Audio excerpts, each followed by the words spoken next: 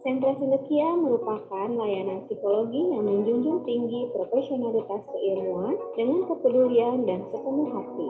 Dengan tenaga ahli terlengkap dan profesional, kami terintegrasi dengan dokter spesialis anak, ahli gizi, terapis perilaku, terapis bicara, terapis remedial, dan tentu saja fisioterapi.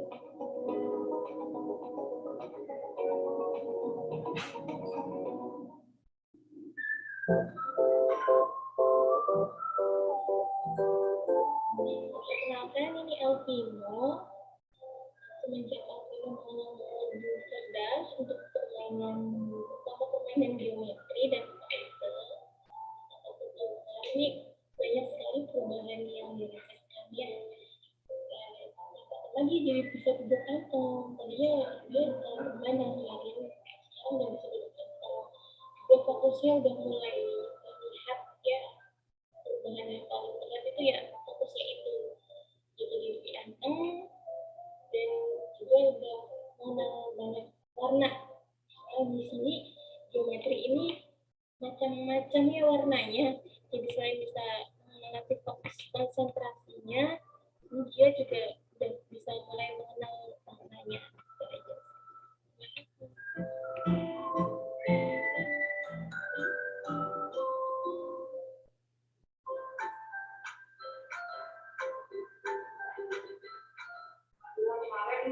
Sebenarnya apa berat badan kurang itu sudah dulu lama. Jika sekarang pas kemarin diperiksa di dokter ternyata masih kurang aja badan itu sudah jadi sesuatu sudah agak lama gitu ya. Karena sakit lagi kemarin sama bapaknya sama orang tua saya bawaannya ini misi ya. Iya namanya kita mah hanya misi ya. Udah.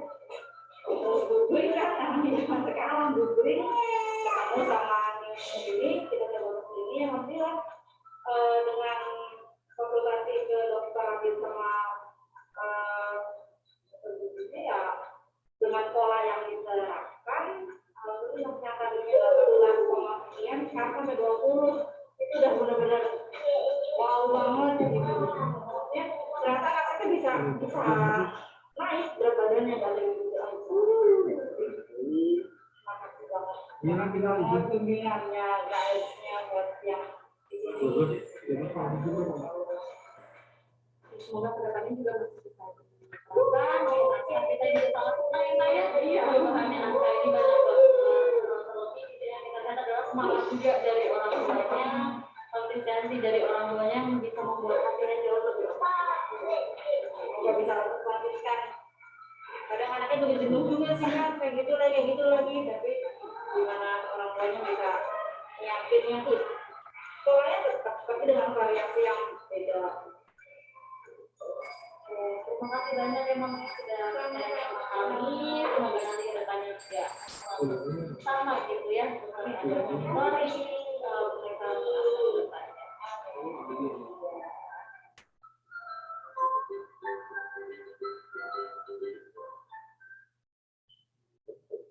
Halo Mam, selamat datang di Milspa.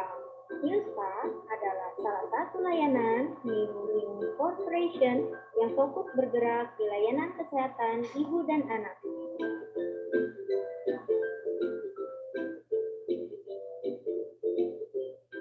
Dengan visi menjadi pusat layanan pada bidang jasa kesehatan ibu dan anak dengan dukungan sumber daya manusia yang berkompeten serta berdasarkan evidence yang jelas. Jadi, jangan ragu untuk datang ke Milspa.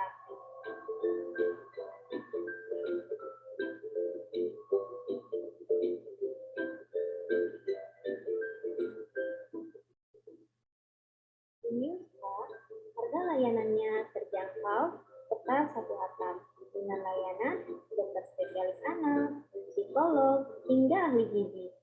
Serta di Milspa bisa loh untuk mendeteksi tumbuh kembang anak. Lengkap bukan? Pastinya.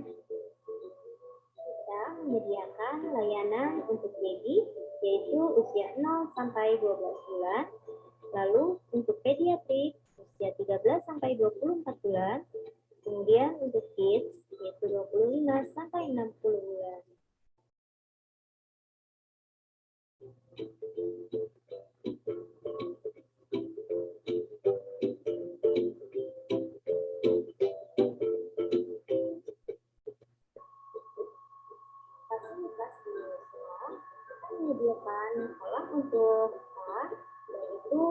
bola, lalu ada bebek karet, dan pelampung juga.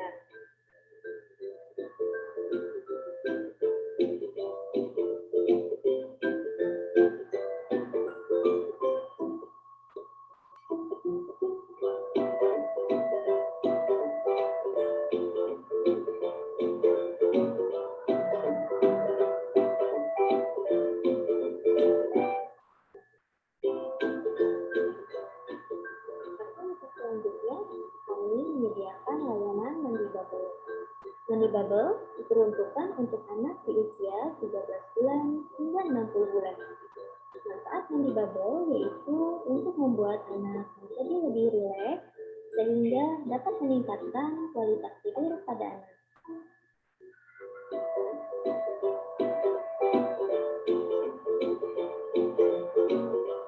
Kemudian, kita juga menyediakan layanan massage mulai dari bayi usia 0 bulan hingga 60 bulan. Saat proses massage dilakukan, kita akan menggunakan minyak usus, yaitu putih coconut oil atau PCO, untuk mengurangi adanya resiko alergi pada kulit.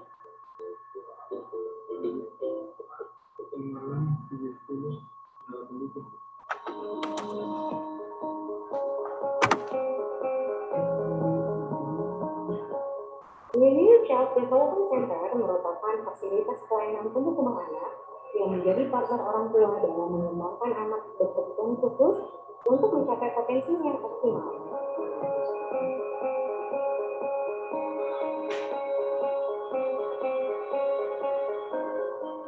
New membantu mengurangi masalah dalam problematika perkembangan anak yang terintegrasi dengan memahami perkembangan anak dari berbagai disiplin ilmu. Dengan sebuah visi menjadi pusat pelayanan tumbuh kembang anak yang terdepan dan profesional, serta misi untuk mewujudkan pelayanan prima yang optimal mendukung kaidah keilmuan yang berbasis bukti.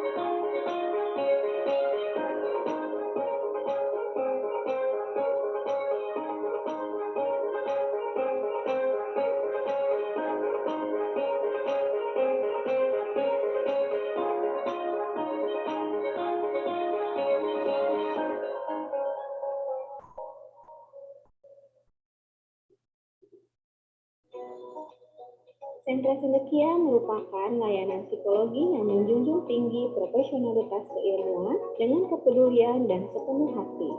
Dengan tenaga ahli terlengkap dan profesional, kami terintegrasi dengan dokter spesialis anak, ahli gizi, terapis perilaku, terapis bicara, terapis remedial, dan tentu saja fisioterapi.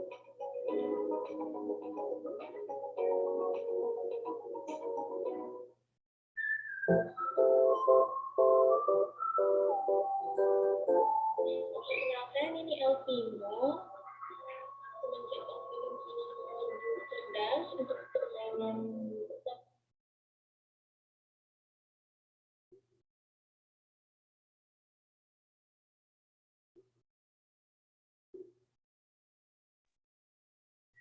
Assalamualaikum warahmatullahi wabarakatuh. Selamat siang Ayah Bunda Hebat. Hari ini Selasa 31 Mei 2022, kami mengadakan webinar dengan tema Strategi Mempersiapkan Anak Masuk Sekolah bersama psikolog perkembangan anak kami dari Sentra Cendekia, Ibu Dewi Rahmawati, MC Psikolog. Sebelumnya, izinkan saya untuk memperkenalkan diri saya terlebih dahulu. Saya Siva yang di sini akan menjadi moderator yang akan memandu jalannya acara hari ini. Izinkan saya juga sebelumnya untuk memperkenalkan klinik New Child Development Center secara singkat. New Child Development Center merupakan bagian dari New Corporation yang diampu langsung oleh Dr. Aditya Putra Pratama, SPA, MSc, selaku Direktur Utama. New Child Development Center juga memiliki mitra resmi, yaitu New Spa Baby Massage dan Lactation Center. Selain itu, klinik New juga memiliki Biro Psikologi Sentra Cendekia yang diampu langsung oleh psikologi kami, Ibu Dewi Rahmawati, MC Psikolog. Dan juga terdapat klinik gizi Manduker. Sehingga New Child Development Center, baik New Spa, Biro Psikologi Sentra Cendekia, dan Klinik Gizi Manduker berada di bawah naungan New Corporation yang beralamat di Jalan Tuparev nomor 34, Ruko 22A Sutawinangun, Kedaung, Kabupaten Cirebon. Selanjutnya, di masa pandemi seperti saat ini, New Corporation membuat program webinar sebagai bentuk edukasi terhadap para orang tua dan masyarakat sebagai fasilitas pemberian informasi tentang tumbuh kembang dan kesehatan. Selain itu, kami juga membuat jadwal rutin untuk live Instagram dengan pemateri yang akan disampaikan oleh dokter, bidan, psikolog, ahli gizi, dan para terapis New juga memberikan pelayanan telemedicine, telepsikolog, dan telegizi yang merupakan layanan konsultasi online bersama dokter, bidan, psikolog, dan ahli gizi dari New Child Development Center. Kedepannya, kami berharap program yang kami berikan bisa memberikan informasi tentang tumbuh, kembang, dan kesehatan untuk para orang tua dan masyarakat. Untuk informasi lebih lanjut terkait program kami bisa dengan mengakses Instagram kami yaitu di @newnew_cdc. Sekali lagi, selamat datang untuk para peserta webinar pada hari ini. Kami mengucapkan terima kasih kepada para partisipan atas antusiasmenya dalam mengikuti webinar kali ini. Peserta yang telah mendaftar sekitar 30-an orang. Acara webinar ini dapat disaksikan secara langsung melalui aplikasi Zoom dan akan ditayangkan ulang di YouTube channel New Tumbuh Kembang. Partisipan pada webinar kali ini datang dari berbagai kalangan, di antaranya dokter, guru, orang tua, mahasiswa, dan masyarakat umum. Selamat datang dan terima kasih sudah bergabung. Peserta webinar kali ini juga berasal dari daerah yang beragam, bukan cuma dari Pulau Jawa, terdapat juga dari luar Pulau Jawa seperti Lampung, Balikpapan, Batam, Riau, Denpasar, Pekanbaru, dan sebagainya. Iya, mungkin untuk peserta silahkan untuk melambaikan tangannya. Kemudian saya juga akan menyapa untuk Dr. Aditya Putra Pratama, SPA, MSc, selaku dokter pengampu di New Child Development Center. Selamat datang, dokter. Dokter, silahkan untuk lambaikan tangan jika sudah bisa mendengar suara saya. Ya, terima kasih. Mendengar dengan jelas suaranya, baik sekali, Mbak Siva ya. Iya, dokter. Terima kasih. Ya. Dan halo juga untuk panitia dan teman-teman terapis New Self Development Center yang sama-sama bergabung dalam Zoom Room siang hari ini. Oke, sebelum memulai acara kali ini, saya akan mempersilahkan untuk Dr. Aditya Putra Pratama, SPA MSc, selaku dokter pengampu di New Child Development Center untuk memberikan sambutannya untuk membuka acara pada siang kali ini. Kepada dokter, saya persilahkan. Ya. Terima kasih. Selamat siang. Assalamualaikum warahmatullahi wabarakatuh. Suara saya terdengar jelas ya, Mbak Siva ya? Iya dok, jelas dok. Ya. Alhamdulillahirabbil alamin wa bihi nasta'in ala umuri dunya waddin wa ala alihi wa ashabihi ajmain. Segala puji kita panjatkan kepada Allah Subhanahu wa taala. Hari ini kami dari New Corporation yang dalam khususnya adalah Sentra Cendekia berkesempatan ya untuk kita dapat bersama-sama berkumpul kembali di acara webinar ini ya dengan mengangkat tema strategi mempersiapkan anak untuk masuk ke sekolah dasar ya. Nah, tentunya kami dalam hal ini dari New mempunyai harapan bahwa para orang tua ketika nanti proses putra-putrinya masuk sekolah dasar tentu sudah harus memahami sendi-sendi atau hal-hal perkembangan tertentu yang sangat krusial yang dibutuhkan anak untuk dapat masuk ke sekolah gitu. Ya. Karena tentunya banyak ketika kami melakukan screening ya yang New dilibatkan dalam beberapa sekolah ketika untuk memastikan kesiapan anak-anak tersebut masuk sekolah, sudah siap masuk sekolah atau belum. Ternyata banyak juga ada beberapa putra-putri kita yang belum siap ya secara perkembangan untuk mereka dapat masuk sekolah dasar gitu.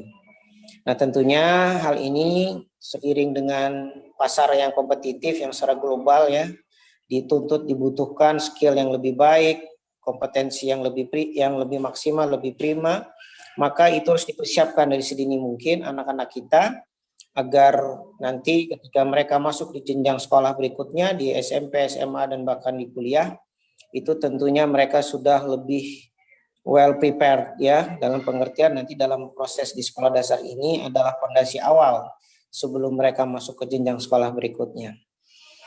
Tanpa berpanjang kata, saya mengucapkan terima kasih yang sebesar-besarnya kepada panitia, khususnya kepada pembicara Ibu Dewi, selaku psikolog di New dan Sentra Sendekia, dan Mbak Siva sebagai moderator, serta tim yang terlibat dalam acara kegiatan webinar hari ini. Semoga manfaat-manfaat yang diberikan ya dapat dipetik oleh para orang tua dan tentu dapat menjadi petunjuk serta arah ya bagaimana mempersiapkan buah hati kita ya putra-putri kita dalam rangka persiapan masuk sekolah dasar. Demikian yang saya bisa sampaikan, Mbak Siva. Mudah-mudahan apa yang kami sampaikan di sini sebagai bentuk kontribusi kita ya untuk memberikan stimulasi, memberikan arah, memberikan direction yang baik bagi para orang tua agar tidak bingung ya dalam hal mempersiapkan putra-putri mereka. Tentunya tidak hanya untuk sekolah dasar ya, kita juga mempersiapkan hal lain yang terkait perkembangan anak agar setiap tumbuh kembang anak itu optimal dan tentu yang kita harapkan anak-anak kita menjadi pribadi yang berkarakter dan mampu membangun bangsa ini menjadi bangsa yang lebih baik ke depannya. Terima kasih. Wabillahi taufiq wal hidayah. Assalamualaikum warahmatullahi wabarakatuh. Selamat berwebinar ya. Mudah-mudahan ilmu yang didapat tidak hanya sebatas menjadi inspiring saja bagi para orang tua, tapi juga menjadi hal yang aplikatif di kemudian hari. Terima kasih Mbak Siva ya. Sekali lagi selamat, saya mengikuti di balik layar nih webinar hari ini. Terima kasih. Ya, amin dokter. Terima kasih banyak dokter atas sambutan dan waktu yang telah diluangkan di tengah kesibukan dokter yang begitu padat. Selanjutnya, sebelum memulai acara hari ini, saya akan mengingatkan kembali beberapa peraturan yang dipatuhi oleh peserta webinar. Yang pertama, mikrofon peserta akan dinonaktifkan selama pembicara menyampaikan materi. Yang kedua, dimohon kepada para peserta yang nama Zoom-nya belum sesuai dengan nama yang dipakai saat pendaftaran, silahkan untuk diganti terlebih dahulu.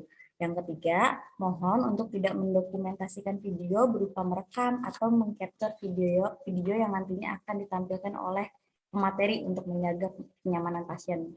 Yang keempat, jika peserta ingin mengajukan pertanyaan, berikut yang harus diperhatikan. Yang pertama itu, pertanyaan diajukan melalui Q&A Zoom atau room chat dengan format tanya, lalu dilanjutkan dengan menuliskan nama, asal instansi, dan pertanyaan secara singkat.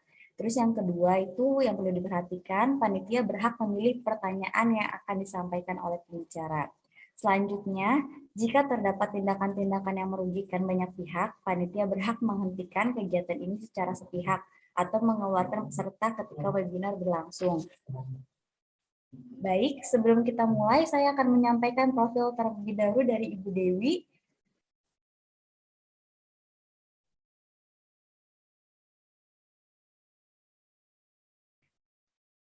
Ibu Dewi Rahmawati, MC Psikolog, lahir di Kuningan pada 8 Mei 1992, yang merupakan seorang psikolog klinis yang berpraktik di New New Child Development Center. Ibu Dewi Rahmawati, MC Psikolog, menamatkan pendidikan sarjananya di Fakultas Psikologi Universitas Islam Bandung. Kemudian melanjutkan studinya sebagai Magister Psikologi Profesi di Universitas Islam Bandung. Selain itu, beliau juga tergabung dalam Himpunan Psikologi Indonesia atau HIMSI dan Ikatan Psikologi Klinis atau IPK. Untuk pengalaman kerjanya dari tahun 2012 sampai 2016 itu beliau bekerja sebagai freelance tester psikotes. Kemudian tahun 2016 sampai 2017 beliau itu bekerja sebagai freelance di evaluator laporan psikologi. Yang selanjutnya tahun 2017 sampai Oktober 2017 beliau itu sebagai enumerator survei kebahagiaan anak di Jawa Barat kerjasama Psikologi Unispa dan UNICEF. Kemudian di tahun 2016 sampai 2020 beliau bekerja sebagai bendahara Biro Psikologi MAMHI. Kemudian selanjutnya itu di Januari sampai Desember 2019 sebagai konselor umum bidang psikologi di UPT P2TP2A Kota Bandung. Selanjutnya di bulan Januari sampai Agustus 2020 beliau bekerja sebagai tenaga ahli psikologi di UPT P2TP2A Kota Bandung. Dan kemudian bulan September 2021 sampai sekarang beliau juga masih menjadi psikolog di Haldo. Pada hari ini, Bu Dewi akan menyampaikan materi terkait dengan strategi mempersiapkan anak masuk sekolah dasar. Kepada Ibu Dewi, apakah sudah siap untuk menyampaikan materi hari ini? Siap, Mbak Syifa, terima kasih. Suara saya terdengar jelas, Mbak Syifa? Terdengar jelas, Bu Dewi. Iya, baik.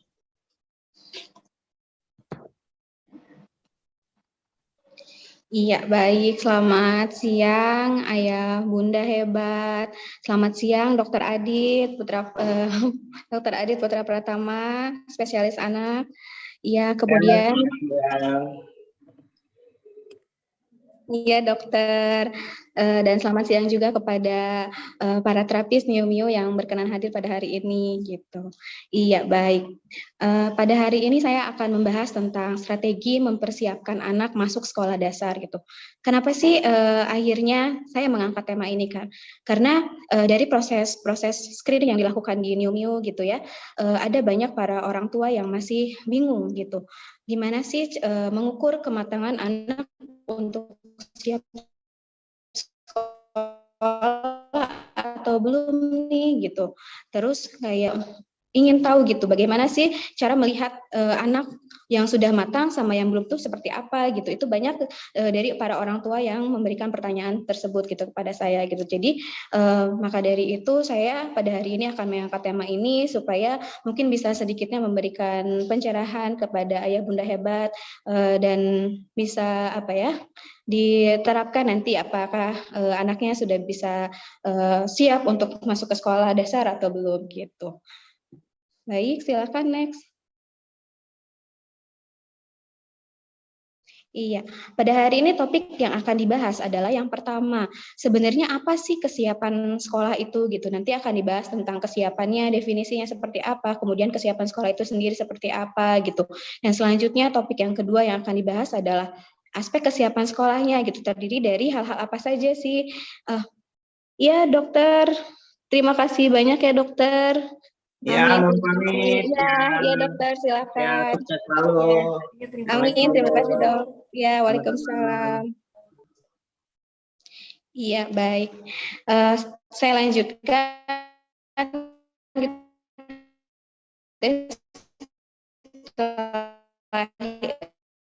Saya membahas tentang aspek kesiapan dari sekolah sendiri karena ini sangat penting untuk dipahami oleh para orang tua ketika melihat akan memasukkan atau melihat kondisi anaknya ini sudah matang untuk masuk sekolah atau belum gitu.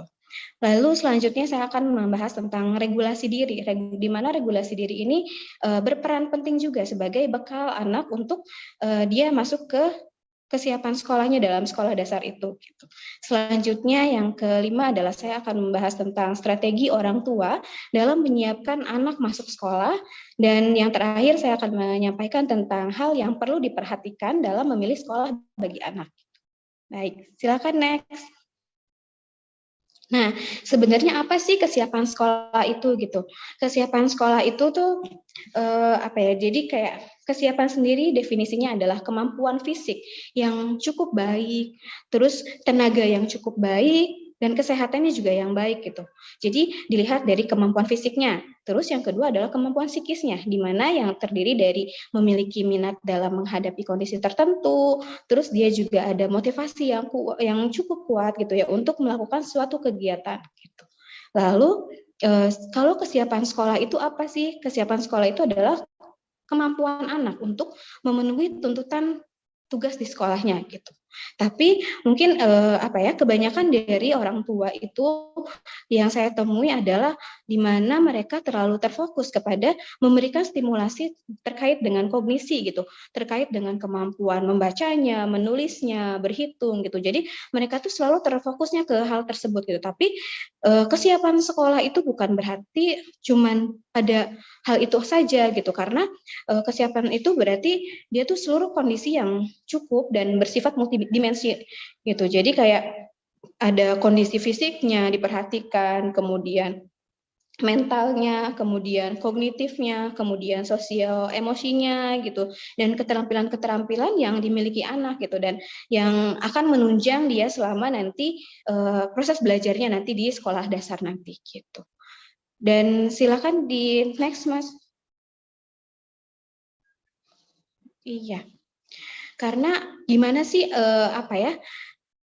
setiap anak kita dikatakan siap untuk sekolah atau memasuki sekolah dasar itu dilihat dari beberapa aspek gitu. Menurut yang Janus and Offord itu ada 5 aspek yang dilihat gitu. Yang pertama, dia gimana sih kesehatan dan perkembangan fisiknya gitu. Terus gimana sih kematangan sosial emosinya, sosialnya dulu gimana, terus kematangan emosinya gimana, lalu kemampuan bahasanya seperti apa gitu, dan kematangan kognisinya tentu itu dilihat juga gitu, karena pada awal masuk sekolah ini dia itu akan menemukan kondisi yang baru gitu ya, kayak dia akan menemukan tempat yang baru, orang yang baru, lalu ada tuntutan di sananya gitu, jadi ada peraturan yang harus dia penuhi gitu, yang harus dia patuhi gitu, dan itu membuat kemampuan-kemampuan atau aspek-aspek kesiapan sekolah ini yang dirasa benar-benar harus dimiliki oleh seorang anak, itu baru anak ini bisa dikatakan matang untuk dia mau belajar dan siap untuk sekolah gitu. Mungkin di next dulu Mas. Iya, yang pertama tadi aspek kesehatan dan perkembangan fisik gitu. Aspek kesehatan dan perkembangan fisik di sini adalah merupakan aspek yang penting dalam proses pertumbuhan gitu. Karena kematangan fisik itu ditandai dengan dia punya kematangan dalam jaringan ototnya, dalam jaringan sistem syarafnya, dan maupun sistem fungsi dari organ tubuhnya gitu. Dan kematangan tersebut itu membuat organ fisik itu merasa siap untuk melakukan aktivitas sesuai dengan tahapan perkembangan dari anak itu gitu. Dan kebutuhan dasar anak juga harus terpenuhi. Jadi kayak kebutuhan makanan yang sehat, tidur yang cukup gitu. Karena anak yang tidak terpenuhi nutrisi atau kebutuhan dasarnya seperti makanan, dia mungkin atau ada di kondisi yang dimana dia lapar gitu, itu akan menghambat dia untuk melakukan untuk siap untuk sekolah gitu. Lalu dia juga harus bisa tidur yang cukup gitu, agar itu juga bisa meningkatkan kemampuan dia dalam konsentrasinya nanti selama di sekolah gitu. Selanjutnya dari perkembangan fisik itu jadi kayak ada perkembangan dalam keterampilan motorik halusnya, motorik kasarnya gitu. Jadi kayak dia jadi lebih anak yang sudah mampu untuk memegang pensil, menuliskannya gitu. Terus juga dia sudah mampu untuk menggunting gitu, dan pada pola yang sudah ditentukan gitu. Terus ada berbagai kegiatan yang menyangkut tentang motorik halus ini itu jauh lebih lebih terampil gitu, dan ditunjang juga dengan kemampuan dalam motorik kasarnya gitu. Jadi kayak anak ini juga sudah bisa berdiri satu kaki misalkan, terus dia juga sudah bisa berlari, sudah bisa berjalan di garis papan titian seperti itu gitu, dan itu juga hal-hal yang menunjang anak untuk dikatakan siap untuk masuk ke sekolah dasar gitu. Selanjutnya, Nes. Yang kedua, aspek yang kedua adalah kematangan sosial gitu. Di mana kematangan sosial ini merupakan kunci keberhasilan anak untuk bisa lebih mandiri dan terampil dalam mengembangkan hubungan sosialnya gitu. Jadi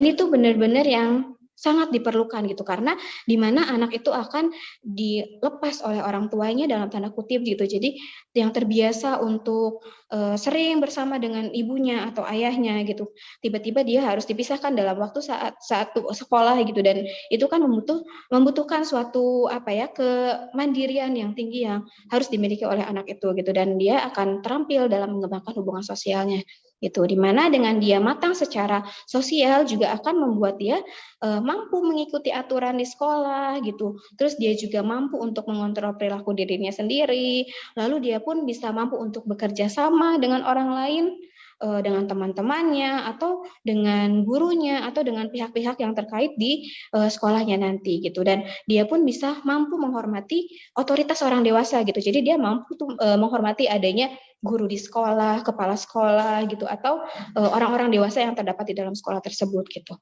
Dan yang selanjutnya adalah dia dengan memiliki suatu kematangan dalam sosial itu, anak itu jadi lebih mampu untuk mengkomunikasikan perasaan dan pikiran agar orang lain tuh dapat paham tentang apa yang dimaksudnya itu.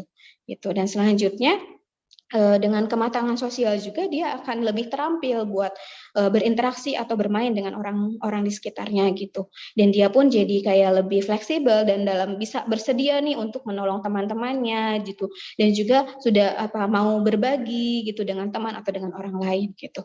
Sehingga di mana aspek sosial ini akan membuat anak itu jadi lebih mudah beradaptasi di lingkungan baru, terutama di lingkungan sekolahnya gitu. Karena jika anak yang belum benar-benar siap secara sosial gitu, maka anak ini akan cenderung sulit untuk beradaptasi tentunya, dan dia juga nantinya kayak akan tidak bisa mematuhi aturan gitu. Jadi dia malahan lari-larian di dalam kelas, terus tiba-tiba jadi marah misalkan karena dia nggak bisa mengikuti tugas dari gurunya gitu. Jadi karena dia belum paham gitu tentang mengikuti aturan itu gitu.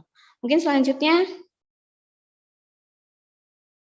Iya, nah ini berkaitan dengan sosial dan yang tadi gitu. Jadi kematangan secara sosial juga diiringi dengan kematangan secara emosi gitu. Jadi anak ini bisa mampu untuk mengontrol emosinya pada situasi sosial gitu. Terus selanjutnya dengan adanya kematangan sosial membuat anak itu bisa memecahkan masalah-masalah yang mendasar gitu ya.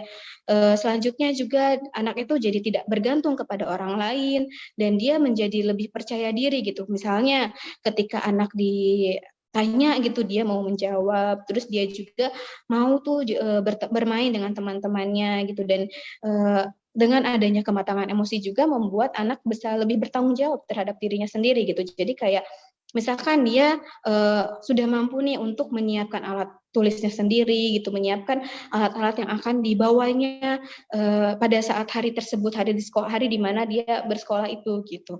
Dan dia pun harus mau untuk berpisah dengan orang tuanya selama berada di sekolah gitu. Karena tadi jadi kayak mungkin kalau misalkan anak yang tidak matang secara sosial dan emosi ini gitu, anak tuh akan cenderung bisa lebih sering marah-marah gitu, karena dia tidak paham tentang aturan-aturan yang ada di sekolah gitu, dan dia pun kayak jadinya susah tuh untuk mengikuti di sekolah. Misalkan ada pelajaran yang memerlukan untuk didikte soalnya, terus pas lagi latihan membaca dia merasa kesulitan untuk melafalkan suatu katanya gitu. Jadi akhirnya yang respon yang muncul ketika anak ini tidak siap secara atau tidak matang secara emosi dan sosialnya, maka yang responnya yang lebih sering keluarnya adalah marah-marah dan tidak mau mengikuti aturan yang diberikan oleh gurunya gitu. Terus mungkin selanjutnya Mas. Iya, yang selanjutnya adalah kemampuan bahasa gitu. Di mana kemampuan bahasa ini meliputi ada bahasa reseptif dan bahasa ekspresif. Kalau bahasa reseptif sendiri adalah kemampuan anak dalam memahami lawan bicaranya, memahami instruksi yang diberikan oleh orang lain gitu. Di mana dalam hal ini adalah memahami instruksi yang diberikan oleh guru, memahami informasi yang diberikan oleh guru gitu, dan memahami apa yang segala informasi yang diberikan oleh guru atau orang-orang yang otoritas di dalam sekolah tersebut gitu. Selanjutnya anak juga terampil dalam bahasa ekspresifnya. Tentu kayak apa ya? Jadi anak ini mampu secara verbal untuk mengungkapkan kata-kata secara verbal melalui kosakatanya gitu, dan ketika anak bisa memiliki keterampilan bahasa ekspresif yang tinggi gitu. Jadi anak itu akan kosakatanya jadi banyak, keterampilan bahasa ekspresifnya juga berkembang dengan sangat baik gitu ya, atau dengan baik, dan ini akan sangat penting gitu untuk menunjang keberhasilan dia nanti selama di sekolah nanti gitu, karena ini akan berperan sebagai kayak apa ya, awal permulaan anak bisa belajar dalam pengembangan literasi atau membaca gitu. Jadi anak dengan memiliki banyak kosakata, memiliki keterampilan bahasa ekspresif gitu. Jadi dia mampu nih buat mengenal kata gitu, dia bisa mampu mengenal huruf, lalu melafalkan hurufnya, kemudian anak juga bisa mengeja kata-kata gitu, dan barulah anak bisa membaca, dan anak juga bisa memahami isi dari bacaannya itu gitu.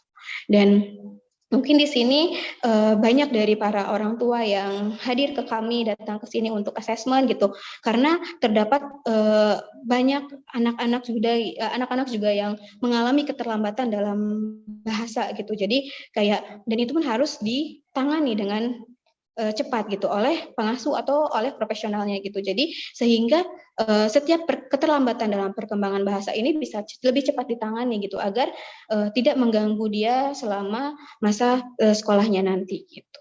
Ini selanjutnya Mas. Nah, selanjutnya yang terakhir adalah kematangan kognisi gitu, di mana anak ini mulai secara individu bisa memiliki idenya sendiri gitu. Dia mampu nih mau mengikuti petunjuk, mau mengikuti instruksi, dan mau mengikuti dari informasi-informasi yang diberikan oleh orang-orang di sekitarnya, baik yang terutama dari gurunya gitu. Lalu anak ini juga mulai menunjukkan ketertarikannya untuk belajar gitu, dan ketika anak dikatakan matang atau siap untuk sekolah itu atau untuk masuk ke sekolah dasar gitu, anak itu sudah mampu nih buat mengenali huruf-hurufnya gitu, mengenali angka, dan mampu berhitung gitu, karena ini akan menjadi dasar dia dalam pengembangan ke tahap selanjutnya, yakni tahap membaca, belajar memahami angka seperti penjumlahan dan pengurangan sederhana gitu, dan itu akan mendukung perkembangannya nanti selama di sekolah. Dan selanjutnya adalah anak bisa mampu nih membedakan bentuk, terus dia juga sudah mampu memahami atau mengerti konsep ruang dan waktu gitu, kayak dia tahu nih hari ini hari apa, kemudian jamnya jam berapa gitu, dan sehingga dengan dia mengetahui hari, mengetahui jam itu kan, itu akan memudahkan dia untuk mengenali tentang jadwal-jadwal seharian di sekolahnya gitu, jadwal pelajaran di sekolahnya pada hari ini ada apa aja, terus waktunya jam berapa saja gitu, dan ini akan dengan dia memahami, mengerti konsep dari ruang dan waktu ini, membuat anak akan merasa lebih mudah untuk mengikuti pelajaran nanti di sekolah gitu. Dan selanjutnya anak juga kayak sudah mampu nih mengerti tentang konsep besar, konsep jumlah, konsep perbandingan gitu. Jadi kayak mana yang lebih besar, mana yang lebih kecil gitu, dan jumlahnya yang berapa gitu, dan anak juga bisa mampu untuk mengingat gitu. Dia mampu mengingat apa yang dikatakan atau diinstruksikan oleh orang lain misalkan gitu, dan anak juga sudah mampu untuk memahami cerita gitu, baik itu cerita dalam buku cerita atau cerita yang disampaikan langsung oleh gurunya gitu. Iya, baik, selanjutnya Mas. Nah, setelah itu kita kan tadi ada aspek-aspek yang harus dipenuhi oleh anak agar anak itu bisa dikatakan siap atau matang untuk belajar di sekolah dasar gitu ya. Nah, untuk mencapai hal tersebut, apa sih yang perlu dilakukan oleh orang tua gitu? Karena tentunya dalam dalam proses kesiapan sekolah anak ini, peran orang tua ini sangat penting gitu ya. Orang tua ini memiliki peran yang sangat penting, yang menjadi faktor yang penting juga dalam membantu menyiapkan mental anak gitu dalam menghadapi dunia luarnya gitu saat sudah dewasa nanti gitu. Dalam hal ini jadi orang tua tuh harus memahami milestone tahap perkembangannya gitu. Tumbuh kembang anak pada usia tuh kayak gimana aja sih gitu. Mungkin ayah bunda hebat juga bisa melihat dari berbagai literatur di media gitu ya, di internet gitu. Tapi tentunya dengan yang terdapat evidence base-nya gitu agar bisa diterapkan kepada anak-anak kita gitu. Jadi kayak kita tuh sudah tahu nih milestone tumbuh kembang anak pada usia sekian itu harus kayak gimana aja ya gitu supaya sebagai orang tua juga bisa memberikan stimulasi yang tepat gitu dan yang sesuai tentunya untuk anak dengan perkembangannya gitu dengan sesuai dengan usianya gitu. Baik, silakan dilanjut Mas. Iya. Nah, sebenarnya apa sih milestone anak untuk usia yang 5 sampai 6 tahun gitu? Dari saya membedakan ada yang perkembangan fisik gitu. Yang pertama, seperti yang tadi sudah dijelaskan. Jadi kayak dari segi perkembangan fisik itu ada kemampuan motorik halus dan kemampuan motorik kasarnya tuh jadi lebih terfokus gitu. Dan anak juga kayak ada pengendalian anak lebih baik gitu dalam hal menulisnya gitu. Jadi kayak gerakan tangannya dalam memegang pensil lebih konsisten gitu, lebih teratur dalam pergerakannya gitu dan anak juga sudah dapat menggunakan gunting dan hasil potongannya juga jadi lebih baik gitu. Jadi dia tahu cara memegang gunting yang baik seperti apa dan dia bisa menerapkan mengguntingnya pada pola yang ditentukannya dan hasilnya pun jadi sudah baik gitu. Tidak seperti pada tahapan usia sebelumnya gitu. Dan selanjutnya anak juga sudah mampu nih melakukan aktivitas motorik kasarnya gitu. Jadi kayak dia bisa berlari, bisa bergerak aktif, kayak bisa melompat, lalu berjalan di atas trotoar yang sempit gitu, atau juga cuma kayak di papan titian dia bisa melewati papan titian itu gitu. Dan anak pun sudah mampu kayak mengendarai sepeda roda 2 gitu dan anak juga kayak sudah mampu mengkoordinasikan mata sama tangannya gitu. Jadi dia kayak kan nanti ketika anak mulai masuk sekolah dasar itu anak sering diminta untuk melihat di papan tulis ketika gurunya menulis dan mereka diminta untuk menirukan tulisan-tulisannya gitu. Nanti anak bisa lebih baik gitu sudah mampu untuk mengkoordinasikan mata dan tangannya gitu. Lalu selanjutnya ada perkembangan emosi gitu di mana dengan anak usia yang 5 sampai 6 tahun ini sudah bisa nih mulai mengungkapkan emosi-emosinya gitu. Kayak misalkan dia sudah tahu emosi bahagia seperti apa. Pada saat dia bahagia dia akan mengatakan kalau dia senang atau dia bahagia atau happy gitu. Dan dia tahu kalau dia sedang sedih dia bisa mengungkapkan perasaan sedihnya gitu dan dia marah, takut gitu. Itu dia bisa mengungkapkan sederet emosi tersebut gitu. Dan selanjutnya anak pun sudah dapat membedakan perasaan gitu. Jadi anak kayak mulai dapat mengatur emosi dan mengungkapkan perasaannya mereka gitu. Jadi kayak dia kan udah tahu nih dia sekarang lagi merasa marah misalkan gitu. Tapi dia tahu nih bisa mengatur emosinya gitu. Jadi nggak melulu marah yang dia tunjukkan, nggak melulu harus tantrum ketika dia menginginkan sesuatu gitu. Tapi dia bisa mulai mengatur atau meregulasi dari emosinya gitu dan dia akhirnya bisa mengungkapkan perasaannya sendiri gitu. Dan selanjutnya anak juga mulai bisa iya, anak mulai bisa belajar untuk menunggu giliran gitu. Jadi kayak dia misalkan lagi bermain gitu ya dengan temannya gitu. Itu biasanya mereka sudah mulai mampu nih untuk giliran gitu. Jadi kayak ini gilirannya kamu, ini gilirannya saya gitu dan itu mereka bisa mengikuti tersebut gitu. Selanjutnya anak juga mulai belajar menghayati perilaku sosial yang pantas yang harus dilakukan gitu. Misalkan ketika dia merasa kecewa atau jengkel gitu, mereka bisa menempatkan dirinya gitu. Jadi kayak dia tidak langsung mengekspresikannya secara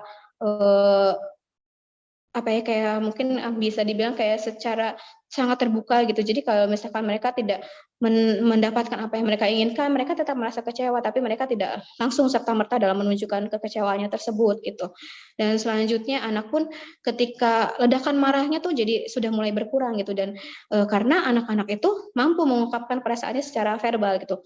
Mungkin ayah bunda hebat juga pernah mendengar gitu ketika anak tidak mampu untuk mengungkapkan perasaannya secara verbal atau mengungkapkan keinginannya secara verbal gitu. Anak ini akan cenderung memiliki ledakan emosi atau ledakan marah yang sangat kuat gitu, dari mana hal itu bisa disebut dengan tantrum gitu. Dan pada saat usia 5-6 tahun ini anak sudah bisa lepas nih dari masa-masa tantrumnya ini gitu. Jadi dia lebih mampu karena dia mampu untuk mengungkapkan perasaannya secara verbal gitu. Ya, selanjutnya.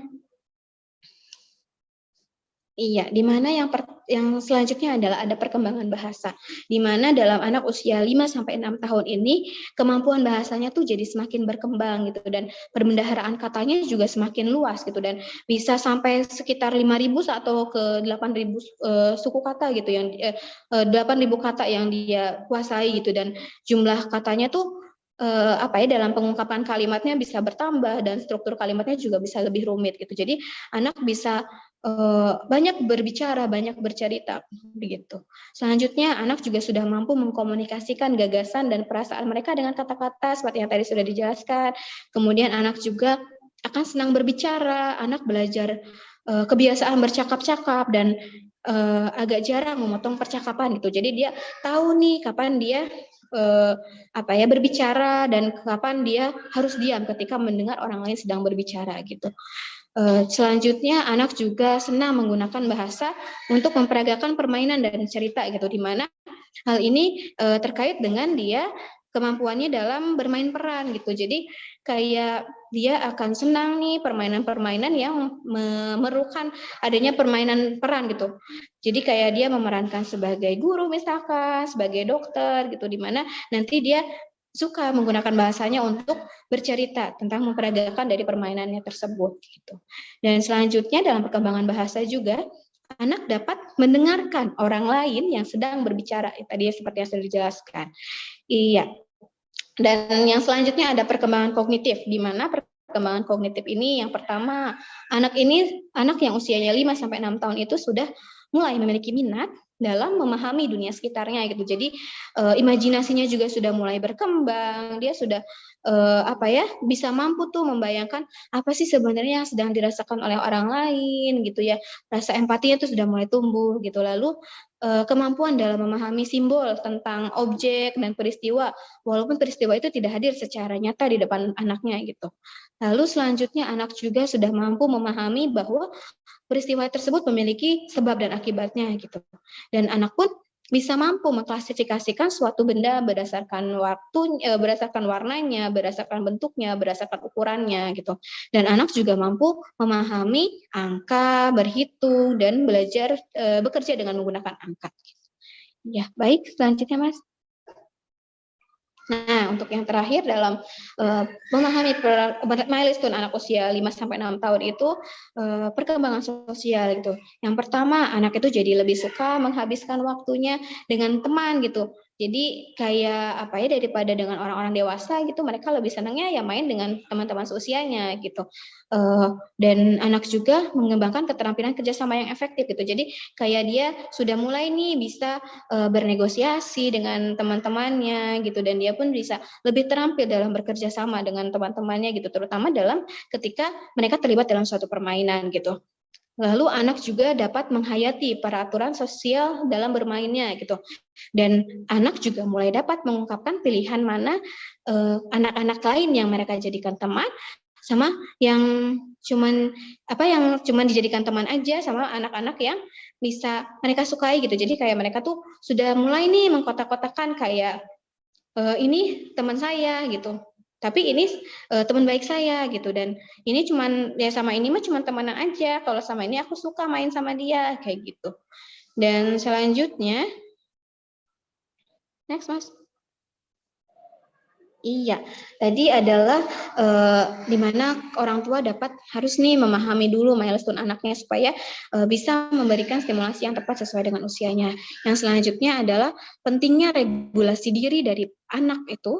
Anak memiliki regulasi diri sebagai bekal untuk kesiapan anak bisa masuk ke sekolah dasar gitu, karena regulasi diri itu apa sih gitu? Regulasi diri adalah kemampuan anak dalam mengendalikan emosinya dan perilaku mereka untuk membangun hubungan sosial yang positif gitu dengan orang lain.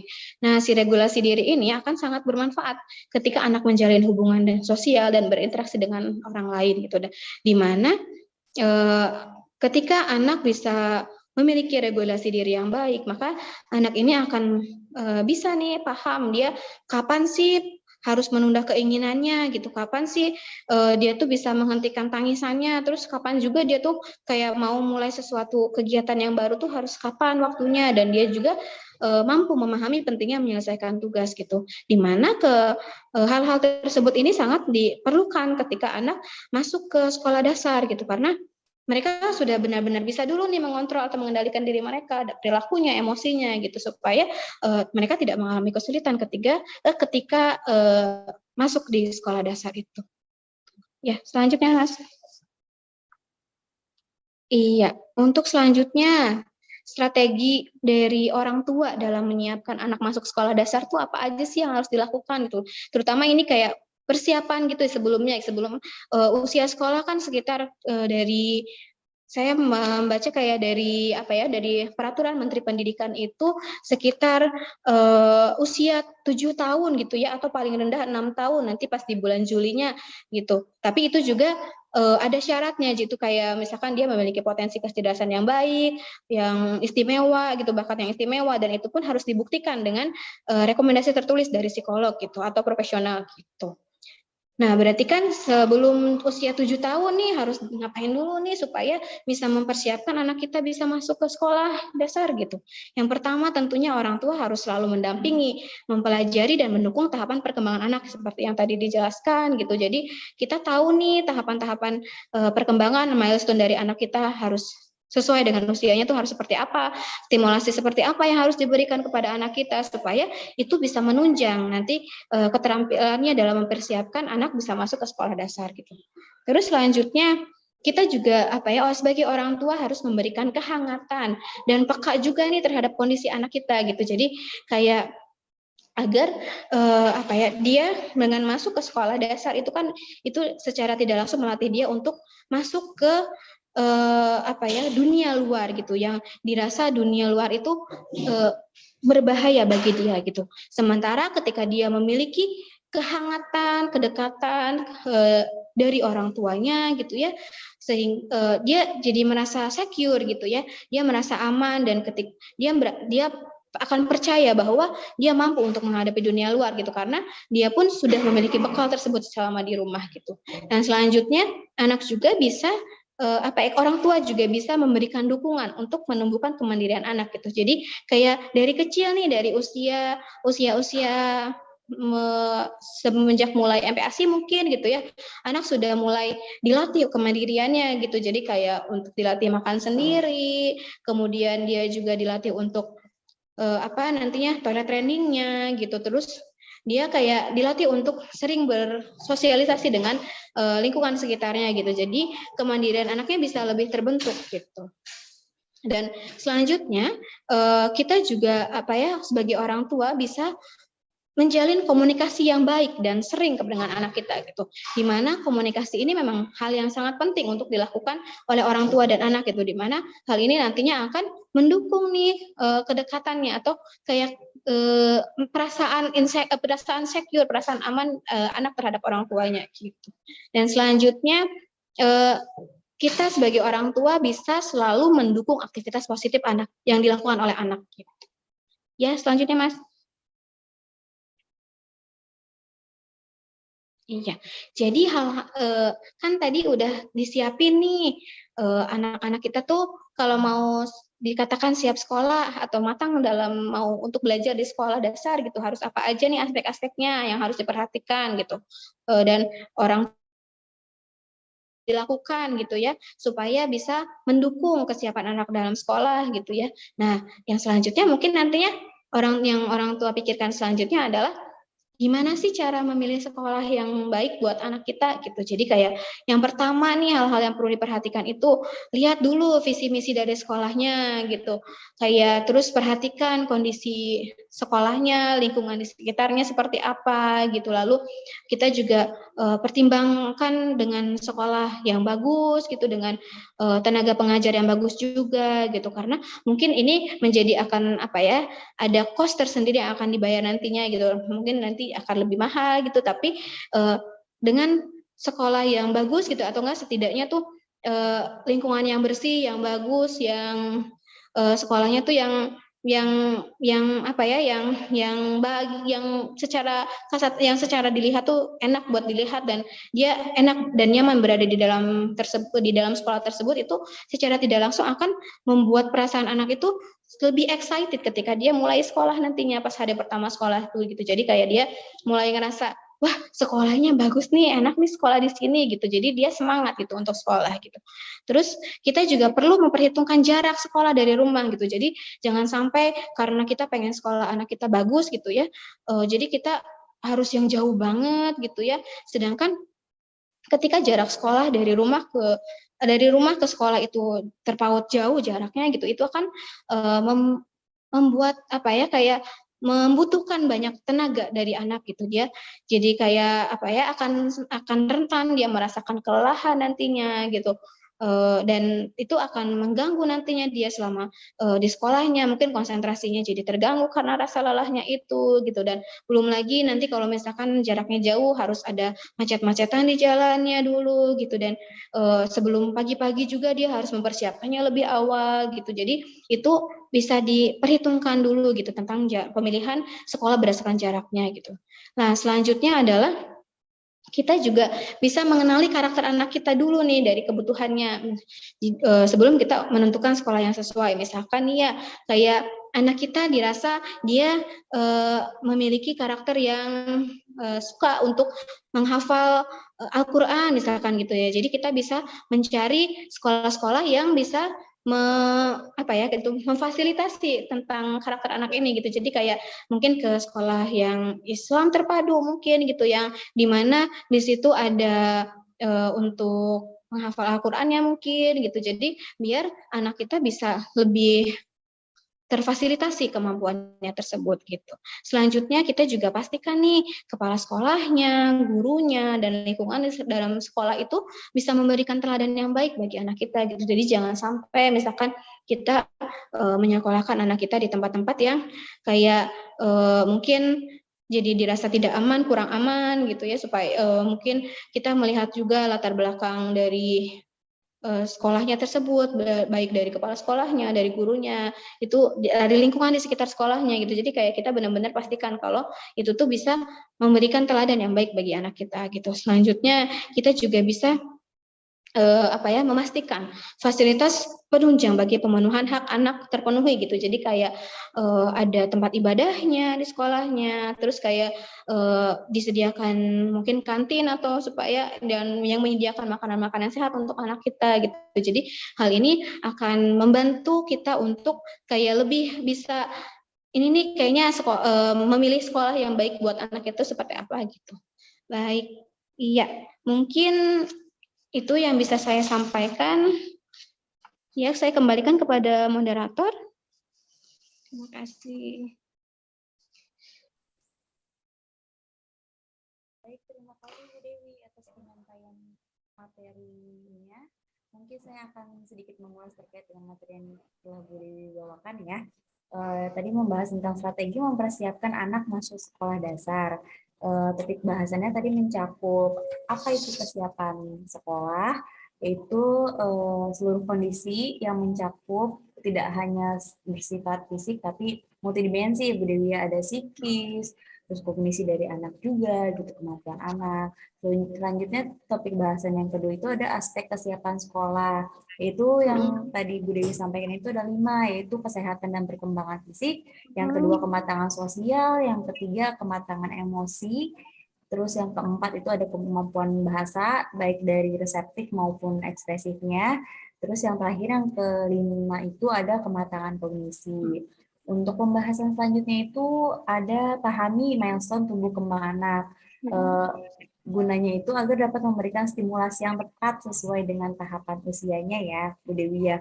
Milestone yang perlu diperhatikan juga tadi ada dari segi perkembangan fisik, emosi, bahasa, kognitif, dan sosialnya.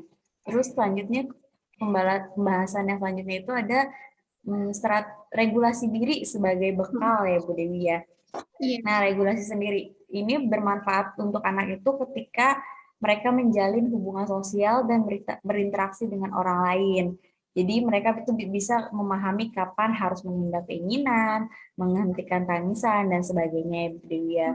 Selanjutnya itu ada juga dibahas tentang strategi orang tua mempersiapkan anak masuk sekolah dasar. Yang perlu dipersiapkan itu yang pertama itu ada orang tua harus mendampingi, mempelajari, dan mendukung di setiap tahapan perkembangan anaknya.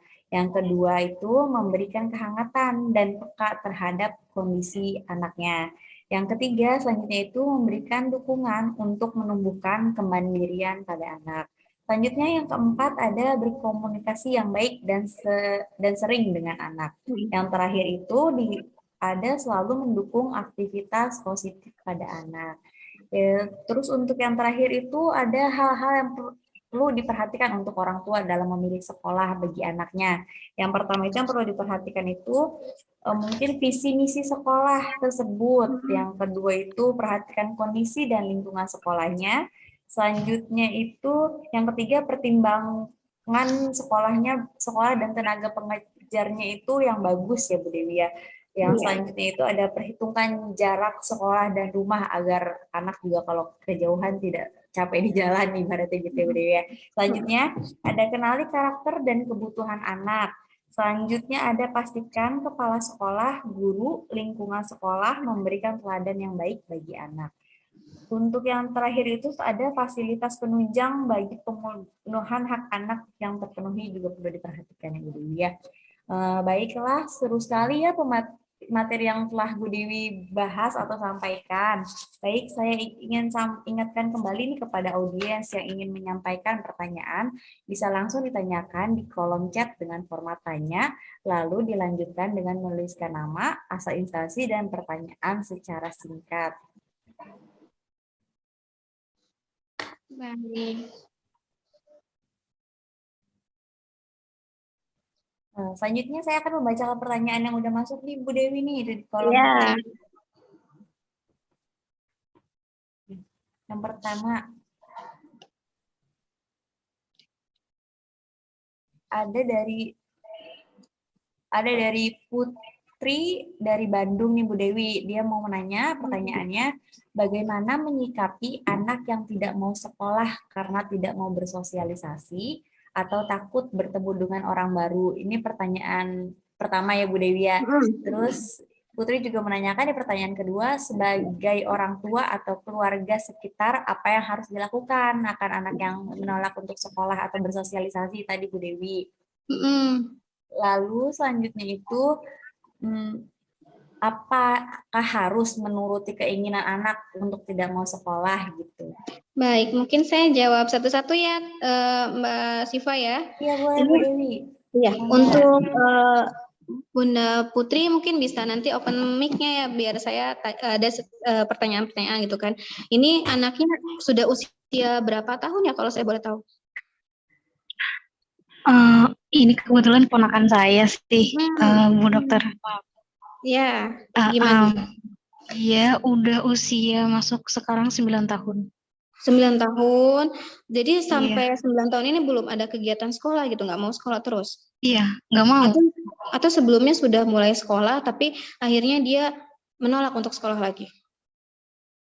Karena pas awal sekolahnya itu dia di angkatan yang kemarin corona, jadi nggak mau lagi datang ke sekolah. Jadi karena terbiasa belajar online gitu. Iya, dan dia memang sudah terbiasa untuk nggak mau bersosialisasi dengan orang-orang di sekitarnya, atau nggak mau sosial sama orang-orang yang ada di sekolahnya aja?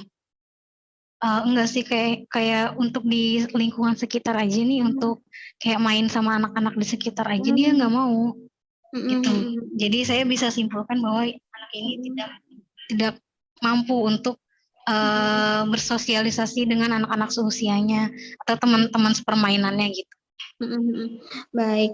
Nah, jika menghadapi anak yang dirasa memiliki kesulitan dalam, terima kasih ya Mbak Putri, Mbak Putri ya atas jawabannya. Ya. Gitu. Jadi jika kita menghadapi anak atau ponakan yang dirasa dia memiliki kesulitan dalam bersosialisasi atau berinteraksi dengan orang-orang di sekitarnya gitu, kita bisa mencari tahu dulu nih kenapa sih hal ini dia rasakan gitu, apa sih sebenarnya penyebabnya gitu. Jadi kita bisa sebagai orang tua atau sebagai keluarga di sekitarnya dia tuh kayak menciptakan dulu nih kenyamanan dengan dia gitu, Mbak Putri. Jadi kayak kita secara bisa mendekati gitu dianya, membuat dia nyaman gitu ya, supaya dia mau bercerita gitu kepada kita gitu, apa sih yang menyebabkan dia itu nggak mau bersosialisasi di lingkungannya gitu, karena mungkin ada hal-hal tertentu yang sebelumnya bisa menyebabkan dia, yang membuat dia tuh jadi nggak suka untuk bersosialisasi gitu. Dan setelah kita dirasa dekat dan membuat dia nyaman gitu ya, itu anak biasanya akan cenderung lebih terbuka ke kita gitu. Lalu selanjutnya setelah kita tahu nih gitu penyebabnya apa gitu, kita bisa cari solusinya gitu ya. Terus atau enggak kita juga bisa nih mulai secara bertahap dulu gitu. Jadi kayak mulai dikasih tahu nih ke anak kita itu gitu, kayak kasih hal-hal yang positif tentang, atau gambaran-gambaran positif tentang sekolah gitu. Jadi diceritain kalau nanti kalau sekolah tuh kamu nanti bisa ketemu sama teman-teman, bisa banyak temannya, bisa main apa aja yang kamu suka gitu. Kamu bisa belajar banyak hal dari sekolah gitu. Nanti juga kamu bisa misalkan dia cita-citanya apa, nanti kamu bisa mencapai cita-cita kamu gitu kalau kamu bisa bersekolah gitu. Dan selanjutnya kita bisa juga nih buat mengajarkan anak kita tuh secara bertahap gitu untuk ketemu sama orang-orang di sekitarnya gitu. Jadi kayak sebelumnya mungkin ke tetangga-tetangga gitu di lingkungan sekitarnya, terus ke lingkungan saudaranya gitu, atau enggak nantinya langsung juga kayak bisa ke tempat-tempat yang lebih ramai gitu, atau enggak kita bisa coba juga nanti akhirnya ke sekolah di mana dia mau bersekolah gitu.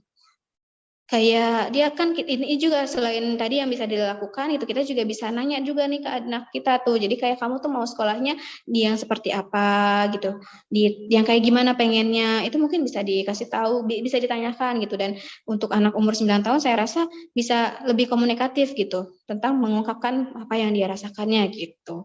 Tapi kalau misalkan dirasa masih sangat kesulitan gitu ya Mbak Putri gitu, lebih baik Mbak Putri bisa mendatangi psikolog gitu di dekat di sekitarnya gitu ya, di sekitar rumahnya atau di kota Bandung itu gitu. Jadi kayak biar anak ini bisa mendapatkan penanganan yang optimal gitu, biar lebih cepat ditangani gitu. Mungkin itu Mbak Putri gitu. Jadi kayak kita juga jadinya kan, ini yang pertanyaan terakhirnya, apakah harus menuruti keinginan anak untuk tidak mau sekolah? Tentunya tidak ya, karena sekolah itu juga penting untuk dia gitu. Tapi kita harus tahu dulu di penyebabnya kenapa dia nggak mau sekolah itu gitu, supaya kita tidak terkesan memaksakan anak untuk sekolah gitu. Gitu paling. Iya. Mbak Putri, apakah ada yang ingin ditanyakan lagi? Sudah? Sebenarnya ini complicated juga sebenarnya, sepertinya dari yang saya amati ini. Jadi kayak anaknya sulit untuk diajak komunikasi juga, seperti tadi yang dijelaskan oleh Ibu ya Bu. Jadi harusnya kan sudah komunikatif ya, bagaimana cara dia mengungkapkan yang dia rasain, apa yang dia inginkan, kayak gitu. Jadi anak ini seperti belum ada arahnya sama sekali. Entah saya juga ibaratnya saya juga nggak tahu ya didikan orang tuanya, saya kan nggak bisa secara langsung gamblang saya yang didik gitu ya anaknya. Jadi saya tidak tahu didikan orang tuanya, apakah orang tuanya juga mengarahkan dia atau enggak. Jadi sepandangnya saya itu anak ini emang sulit diajak komunikasi. Jadi jangankan dia bermain dengan manusia, ibaratnya teman-teman sepermainannya, tapi ke time zone yang gitu, jadi dia nggak aktif. Dia kayak anak-anak lain kan biasanya inisiatif, aku mau naik ini, aku mau naik itu, dia enggak sama sekali dari dulu, enggak pernah, kayak takut aja gitu. Saya juga nggak ngerti kenapa gitu. sepertinya tidak ada ketertarikan ke situ, padahal kan itu normalnya anak-anak kalau dibawa ke time zone pasti mau ini, mau itu, mau ini, mau itu, tapi dia enggak. Dan untuk hal-hal yang lain sama seperti itu juga. Sulit untuk dikomunikasikan dia maunya apa, dia inginnya bagaimana, gitu sulit. Baik, kalau begitu saya rasa bisa lebih cepat datang ke psikolog mungkin ya Mbak ya, supaya bisa mendapatkan penanganan yang tepat gitu ya, dan bisa diketahui juga nanti solusinya seperti apa gitu, karena mengingat anaknya juga semakin bertambah usianya gitu ya, dan kita tidak bisa membiarkan begitu saja gitu, karena misalkan ada terjadi permasalahan dalam anaknya gitu ya, kayak ada nih suatu masalah di dalam diri anak ini gitu. Jadi kalau kita biarkan kan kita nggak tahu nih harus menangani apa, harus ditangani seperti apa gitu ya. Jadi saya rasa lebih cepat bisa didatangi ke profesional seperti psikolog yang ada di Bandung gitu Mbak, supaya bisa cepat tertangani gitu ya. Paling Mbak Putri. Iya. Nah, ini untuk anaknya. Sesuai saran ibunya, gimana caranya kira-kira saya komunikasikan dengan orang tuanya supaya terima. Nah, kan maksudnya sekarang kan stigmanya masih kalau misalkan anak dibawa ke psikolog tuh dianggapnya takutnya saya menganggap anaknya seperti apa gitu, meskipun dia ponakan saya sendiri gitu ya. Takutnya orang tuanya tersinggung atau bagaimana, saya takutnya. Nah, ini gimana caranya saya ngasih tahu? Mungkin bisa dimulai dengan Mbaknya bisa kayak cerita dulu tentang kondisi anaknya gitu, kayak disebutin ponakannya Mbak tuh seperti apa gitu ya, keadaan yang dilihatnya gitu. Terus kayak dibalikin lagi ke saudara Mbaknya gitu. Jadi kayak kalau kayak gini menurut Mbak kayak gimana gitu ya. Sedangkan anak-anak yang lain sudah seperti ini gitu. Dan apakah jadi kayak nanti pun itu akan memunculkan insight gitu buat orang tuanya gitu. Memang ya berarti ada permasalahan nih dalam anak saya nih, seharusnya kayak gitu ya. Jadi dari situ mungkin Mbak bisa menyisipkan itu, kayak mengajak ayo kita ke psikolog misalkan gitu, dan Mbak kasih tahu aja psikolog itu tidak menangani hal-hal yang kayak gangguan jiwa aja, tapi hal-hal yang seperti gitu. Jadi kayak dijelasin aja nggak apa-apa gitu. Tapi sebelumnya berikan dulu insight kepada orang tuanya tentang kondisi anaknya ini gitu. Terima kasih Bu. Ya, sama-sama Mbak Putri. Iya. Baik. Mungkin selanjutnya Mbak Siva saya langsung lanjut ke yang kedua kali ya. Iya boleh Bu Deni. Mau saya bacakan atau? Gak apa-apa, saya baca sendiri aja. Iya. Halo Mbak Dinda. Iya. Nah, izin saya bertanya itu dulu ya. Saya memiliki informasi itu juga. Belum cukup matang. Baik. Iya, jadi Mbak Dinda ini memiliki seorang siswa yang berusia 7 tahun, tapi dia perkembangan emosinya tuh masih belum matang gitu ya, karena dia lebih sering marah ketika ditegur temannya, anaknya juga sering marah ketika temannya nggak sesuai sama yang dia mau, mudah marah ketika terlambat melupakan dibanding temannya gitu. Berarti kan ini gambaran yang perkembangan emosinya tuh benar-benar tidak belum matang gitu ya. Ketika seorang mungkin Mbak Dinda ini seorang guru berarti ya Mbak Dinda ya. Nah, kalau dari saya tuh kayak mungkin gini, bisa sebenarnya sebagai seorang guru kan kita bisa memfasilitasi anak kita gitu, kayak kita membantu siswa kita supaya bisa menyesuaikan diri dengan lingkungan di sekitarnya gitu. Kayak misalkan nih kalau ini kan udah emosinya tuh sudah sangat tinggi gitu ya, sudah sangat nggak bisa diarahkan gitu kesannya gitu ya. Kita bisa mengajak berdiskusi dengan orang tuanya gitu Mbak. Jadi kayak sebenarnya ini gimana nih kalau di rumahnya gitu, kayak dicari tahu dulu gitu ya. Kalau di rumahnya seperti apa? Apakah dia melakukan hal yang sama gitu ketika di rumah pun gitu.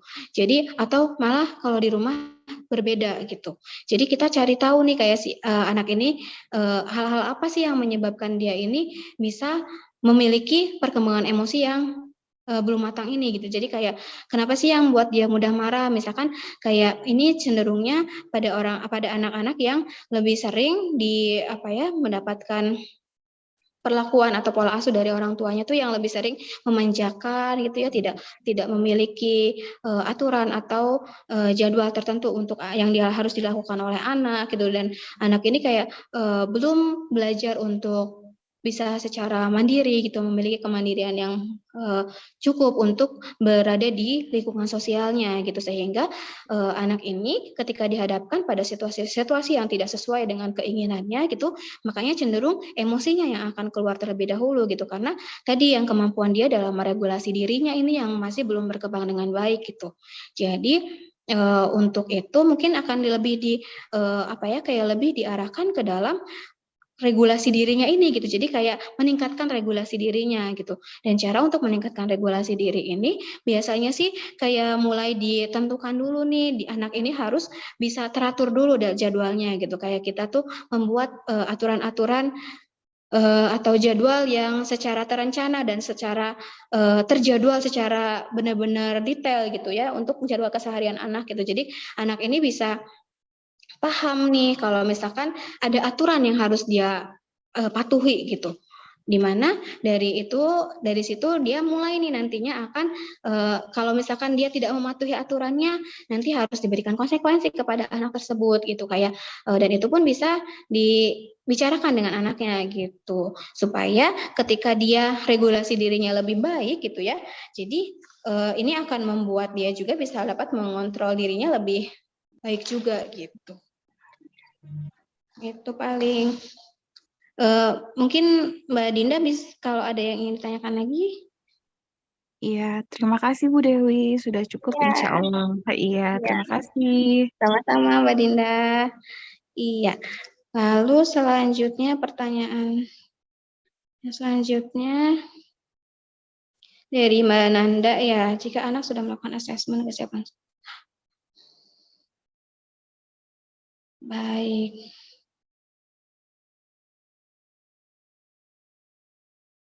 Iya, baik. Ini jadi kayak anak yang malah ini sudah melakukan dites ya, dites atau di asesmen kesiapan sekolahnya gitu ya. Dan ternyata dari hasilnya itu anak tidak bisa atau belum matang untuk masuk ke sekolah gitu ya. Untuk masuk ke sekolah dasar. Nah, jika ketika anak sudah di asesmen terus dengan catatan tersebut gitu ya, dan kita memaksakan diri untuk tetap mau menyekolahkan anak kita gitu ya, ini tentunya akan mengambil resiko tersendiri untuk kita sendiri dan untuk anak kita juga gitu, karena dimana cenderung kalau misalkan anak-anak yang dinyatakan belum siap atau belum matang secara psikisnya gitu atau secara fisik yang tadi seperti yang disebutkan dalam aspek-aspek kesiapan sekolah itu akan mempengaruhi dia nanti selama di sekolahnya juga gitu. Kayak misalkan nih karena dia secara perkembangan mungkin nanti ada di perkembangan bahasanya yang terhambat mungkin, atau dari perkembangan kognitifnya yang mungkin masih dirasa kurang gitu ya, itu akan membuat dia tuh nantinya akan kesulitan gitu. Dia yang pertama mungkin nanti dia akan kesulitan dalam beradaptasi di lingkungan sekolahnya gitu, jadi kayak nanti dia nggak bisa tuh ngikutin aturan-aturan yang di sekolah gitu, dan kemungkinan besarnya nanti akan terjadi yang tadi kayak penolakan untuk sekolah gitu. Terus selama di sekolah pun jadinya cenderung tidak bisa mengikuti aturan di sekolah, dan dia akan berbuat impulsif gitu, semaunya dia aja gitu. Dan hal itu kan tentunya tidak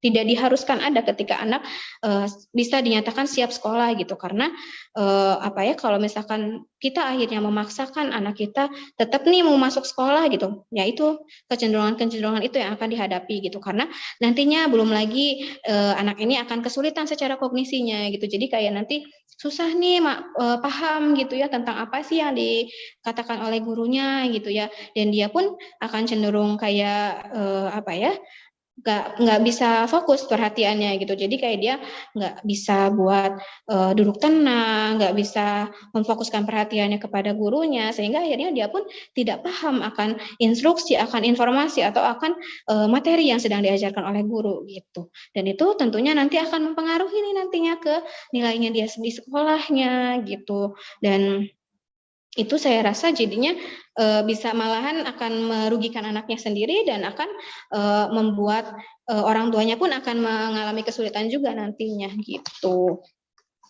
Itu Mbak Nanda. Mungkin ada yang ditanyakan Mbak Nanda? Untuk pertanyaan kedua, Mbak. Ya, yang mana ya? Ntar saya baca dulu ya. Terus arti jika ungkapan nanti anak juga bisa mengikuti sendiri ya Mbak, yang itu ya? Ya, betul. Iya, baik. Mungkin ini sebagai jadi apa ya, harapan, sepertinya kayak kata-kata harapan dari orang tua gitu ya. Nanti juga bisa sendiri kok, nanti juga bisa mandiri sendiri kok gitu ya. Tapi ketika kita apalagi sudah dilakukan asesmen gitu ya, dan itu benar-benar dinyatakan belum siap untuk sekolah gitu. Dan kalau misalkan kita dengan pandangan nanti juga bisa sendiri di sekolah gitu. Sedangkan anak ini ketika dia tumbuh dan berkembang itu benar-benar membutuhkan stimulasi dulu nih dari orang tuanya dulu gitu. Jadi kayak kitanya ketika mendapatkan hasil asesmen kesiapan sekolah dan tentunya kan nanti ada nih catatan-catatannya yang harus saran-sarannya yang harus diperbaiki apa aja, yang harus ditingkatkan apa aja gitu. Nah, saya rasa lebih baik sebagai orang tua bisa melakukan saran-saran tersebut gitu. Jadi dari hasil asesmennya dilakukan dulu gitu, dicoba dulu supaya anak kita tuh kayak benar-benar nih, mungkin dalam setahun ini kan biasanya jeda tuh setahun ya. Nah, jadi dari pas tes kesiapan atau asesmen kesiapan sekolah ini dilakukan pada tahun ini misalkan gitu, terus ada catatan-catatan khusus, itu kita kejar gitu. Jadi lebih baik kita yang mengejar gitu, kayak kita yang melakukannya gitu, karena itu akan memudahkan kita gitu sebenarnya untuk anak itu bisa lebih paham gitu. Daripada kita memaksakan anak kita untuk masuk ke sekolah, terus dia harus mengikuti orang lain kasarnya gitu, ada guru gitu ya di sekolah yang sebelumnya tidak dikenalnya gitu. Itu saya rasa nantinya akan sulit gitu ya, karena anak-anak ini cenderung akan mendengarkan orang-orang yang bisa membuat dia nyaman gitu ya, supaya dia tuh bisa mau terbuka kepada orang tersebut gitu.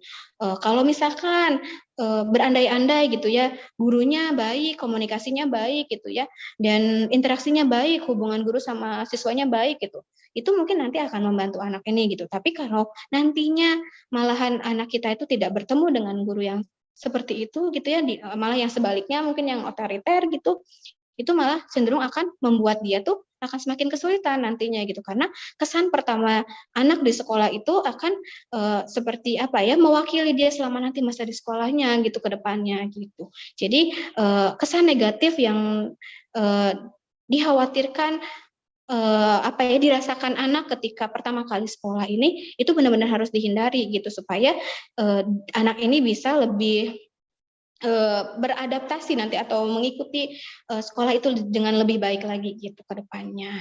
Lalu pertanyaan selanjutnya, jika ternyata anak belum memenuhi milestone yang ada, apakah anak akan terpaksa terbawa atau mengikuti dengan situasi yang dihadapi nanti? Mungkin ini jawabannya sama seperti yang tadi kali ya Mbak ya. Jadi kayak apa ya, dirasanya anak tuh akan mengikuti sendiri gitu ya perkembangannya. Mungkin anak akan mengikuti sendiri gitu perkembangannya, tapi itu pastinya akan berbeda dengan anak yang diberikan stimulasi gitu.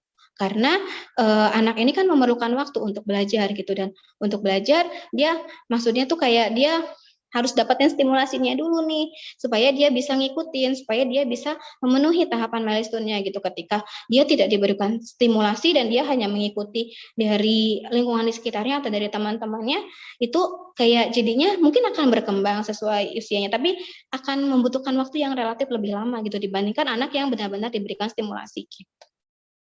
Mungkin itu ya Mbak Nanda. Iya. Iya. Ada pertanyaan lagi Mbak Nanda? Sudah cukup. Iya. Terima kasih ya Mbak Nanda. Lalu selanjutnya dari Mbak Ruri ya.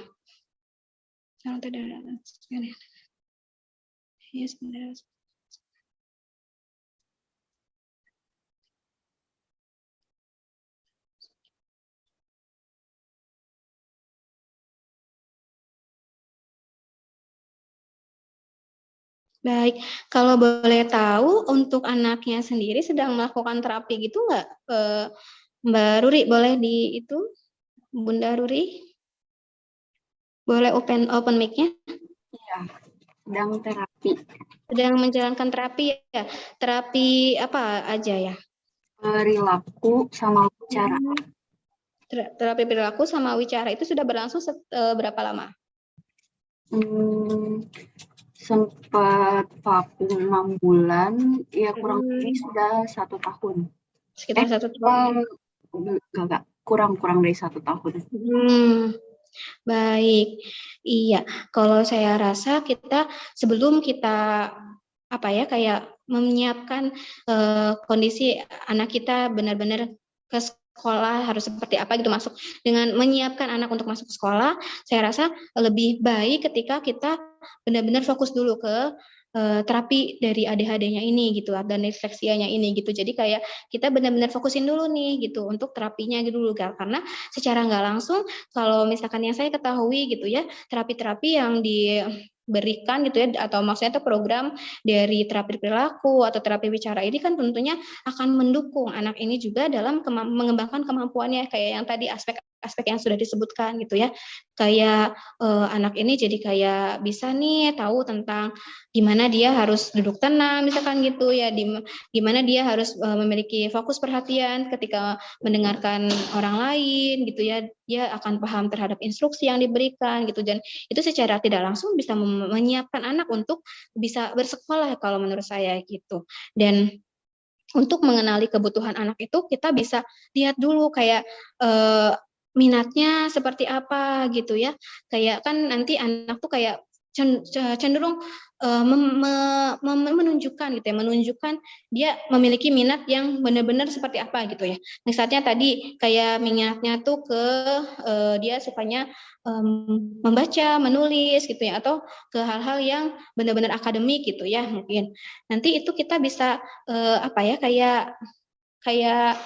lihat nih kalau misalkan dia kayaknya emang lebih cocoknya masuk ke sekolah yang untuk di sekolah negeri, untuk di sekolah negeri pun tidak apa-apa gitu ya, atau untuk di sekolah swasta pun tidak apa-apa gitu. Itu cenderung nanti melihat lagi kayak jenis sekolahnya apa gitu di dalamnya gitu, dan bisa kayak misalkan minatnya ke dalam olahraga misalkan gitu ya, anak ini sukanya main bola gitu, itu bisa dilihat ke sekolah-sekolah yang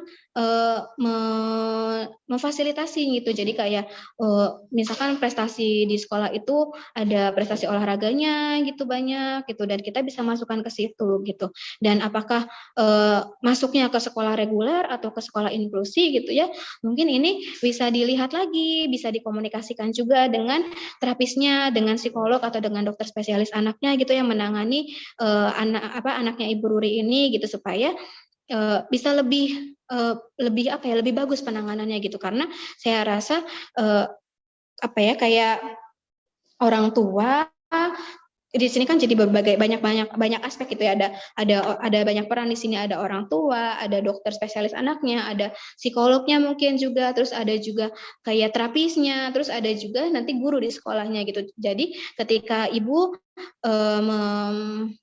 menyiapkan anak untuk masuk sekolah dan ingin masuk ke sekolah yang mana, saya rasa bisa dikomunikasikan dengan dokter spesialis anaknya atau dengan psikolognya gitu, supaya itu bisa berjalan beriringan gitu nantinya gitu. Apalagi sekarang maksudnya tuh kayak masih akan terapi beberapa waktu ke depannya gitu, supaya anaknya bisa sesuai gitu ya, untuk di sekolah yang dia tempati pun bisa lebih sesuai dengan tahapan yang atau program-program yang sudah diberikan di tempat terapinya gitu. Karena lebih baik lagi kalau misalkan bisa dimasukkan ke sekolah inklusi, karena biar ada shadow teacher-nya yang bisa benar-benar membantu anak dan kayak bisa membantu gitu ya selama anak dalam belajar di sekolah kayak gitu.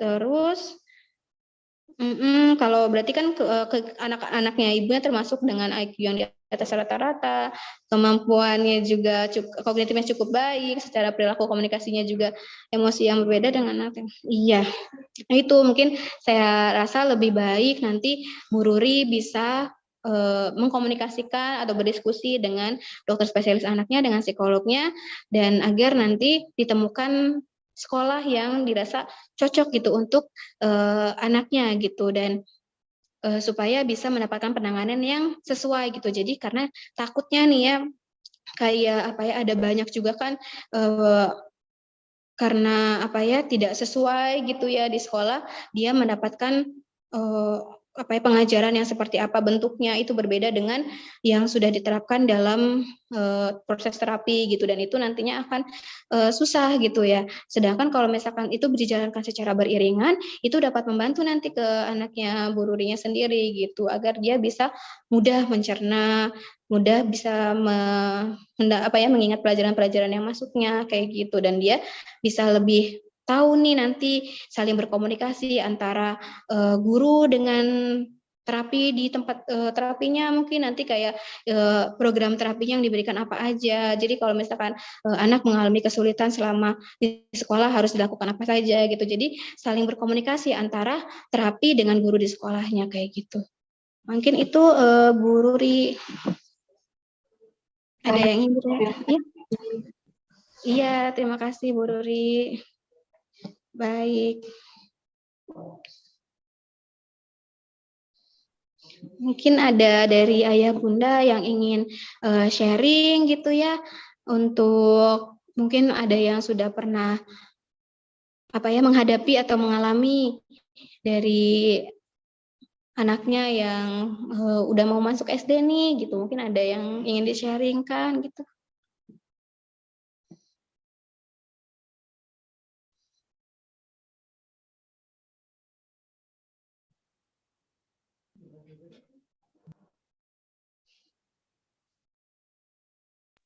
Ya, bagaimana ayah bunda, apakah ada yang ingin sharing terkait dengan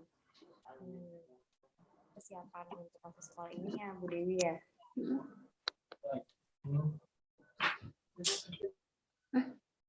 Halo Mbak Syifa, nggak kedengeran tadi ngomong apa?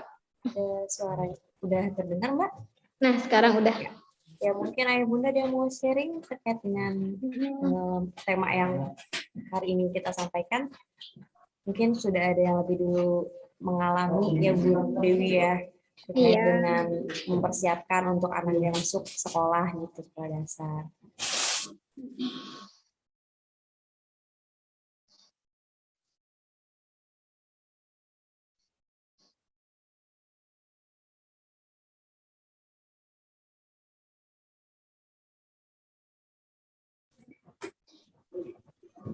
Kalau atau mungkin ada yang ingin ditanyakan lagi Bu Dewi ya?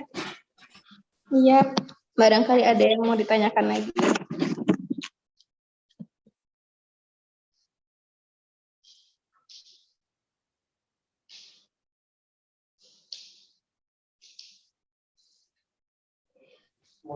Tidak ada yang ingin ditanyakan atau ditambahkan lagi untuk oleh ayah bunda mungkin? Mungkin saya mau menambahkan sedikit ya, Pak Syifa, sebelum kita mengakhiri sesi webinar hari ini gitu. Jadi kayak pada akhirnya ketika kesiapan anak masuk sekolah dasar ini benar-benar dipersiapkan oleh orang tua dan guru prasekolahnya, maksudnya guru-guru TK-nya gitu. Dan ini tuh kayak kita bisa melihat dari usia kematangan anaknya gitu, dan berdasarkan milestone tumbuh kembangnya juga gitu. Dan tidak disarankan kepada orang tua itu juga mengajarkan sesuatu hal pada anak yang belum sesuai dengan usianya atau belum waktunya gitu. Karena ini nantinya akan membuat anak pun jadi overstimulasi misalkan gitu, dan lebih baik kita bisa fokus untuk memberikan stimulasi sesuai dengan perkembangan usianya gitu. Dan hal yang lebih utama dari kesiapan anak yang harus dikuasai untuk kesiapan dia masuk sekolah dasar adalah kemampuan dari sosialnya gitu ya, kemampuan sosial emosinya, dan dia bisa berperilaku yang sesuai dengan norma sosialnya gitu ya, supaya anak ini bisa benar-benar siap untuk bersosialisasi di lingkungan sekolahnya yang baru, dan anak pun bisa jadi lebih mampu dan berani buat sosialisasi di lingkungannya itu, dan anak pun jadi akhirnya bisa lebih mudah dalam menyerap stimulus dari lingkungannya gitu, atau berbagai informasi yang dia dapat dari lingkungan. Mungkin itu Mbak Syifa. Ya, terima kasih banyak Bu Dewi tambahannya. Untuk ayah bunda ada yang ingin bertanya lagi atau ingin sharing dengan kita terkait dengan pengalamannya untuk mempersiapkan anak-anaknya dalam ketika ingin masuk sekolah dasar?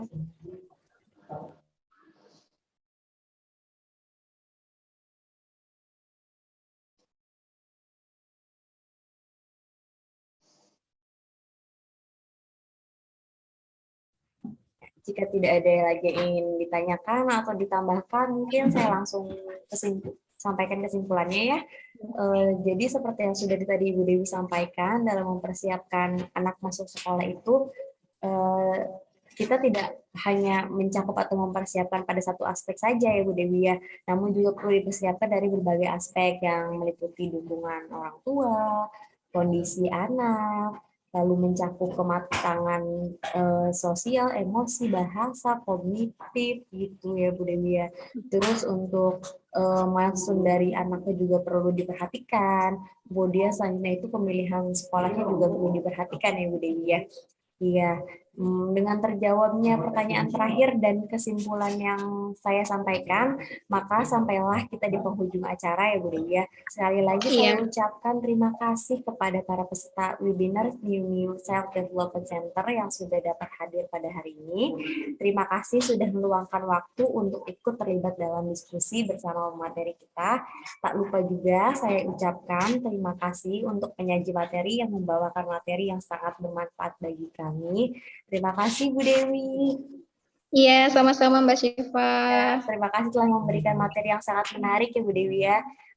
Untuk Ayah dan Ibu Bunda Hebat juga jangan lupa ya untuk memfollow kami di Instagram dan Twitter di @niuniu_cdc atau juga bisa untuk Biro Psikologi Sentra Sendekia itu ada Instagramnya di @sentrasendekia.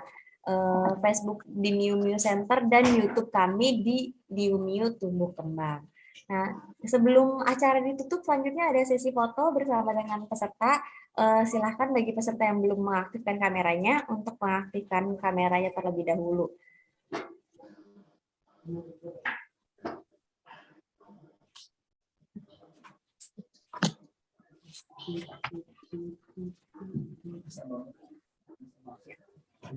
Yang belum mengaktifkan kameranya untuk mengaktifkan terlebih dahulu untuk sesi foto kali ini.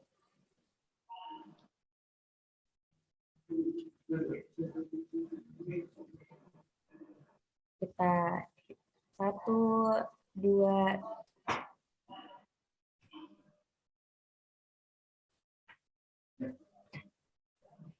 ya, terima kasih banyak atas kehadirannya. Untuk dengan ini acara ini saya tutup. Mohon maaf ya apabila ada kesalah kata. Sampai jumpa di webinar selanjutnya. Saya Syifa, pamit. Assalamualaikum warahmatullahi wabarakatuh. Ya, terima kasih banyak. Wassalamualaikum warahmatullahi wabarakatuh.